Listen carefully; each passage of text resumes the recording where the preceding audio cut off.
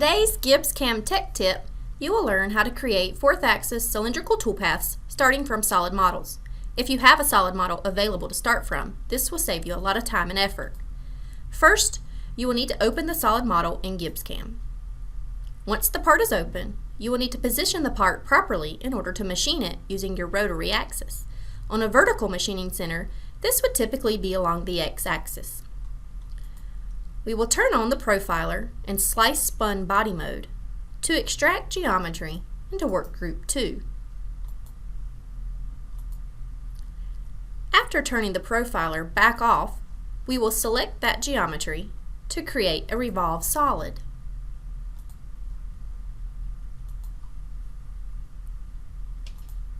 Then, we will right mouse click on the new solid and change the body type to stock before placing it in the body bag. Now, we will switch to work group 3 and select the outer faces of the solid to extract geometry for machining the chamfers. Once extracted, you will notice it is magenta in color, indicating it belongs to a different coordinate system. We will reselect this geometry and with the XY plane active, use Modify Change CS XYZ to make it belong to the XY plane. If we click away from this geometry to unselect it, you will notice it is now blue and yellow, indicating that it does belong to this coordinate system. Now we will reselect the geometry and use Modify Unwrap to flatten this geometry, accepting the default wrap radius that GibbsCAM determined. Using coordinate system 2, which was automatically created earlier by GibbsCAM, we will now use the cylindrical profiler. Setting the depth to the bottom of the chamfer,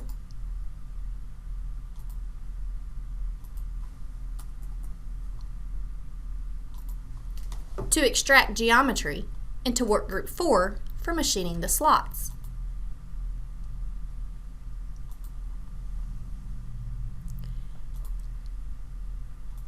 After extracting geometry and switching back to the XY coordinate system, you will again notice that the geometry is magenta.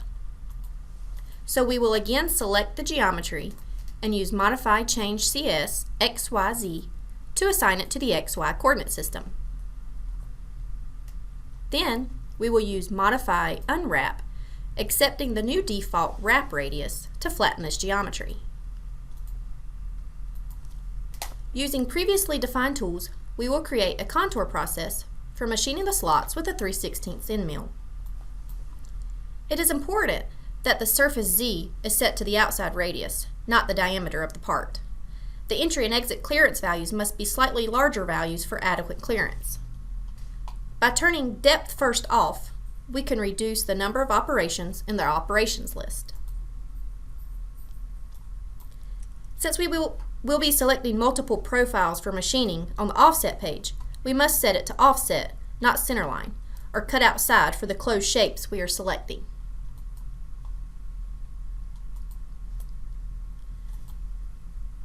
On the rotate page, we also need to turn on polar and cylindrical milling so that the toolpath will be wrapped around the part. Then we will replace the tool with a 3/8 chamfering tool and switch to work group 3 to create another contour process for machining all of the chamfers.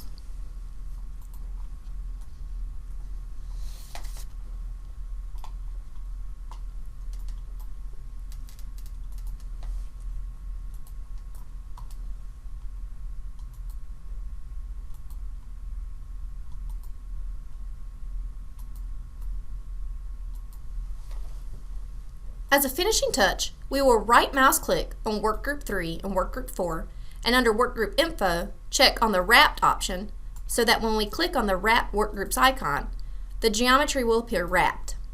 Although mathematically, it is still defined as flat. Thanks for watching this GibbsCAM tech tip. If you have any questions, please contact your GibbsCAM reseller.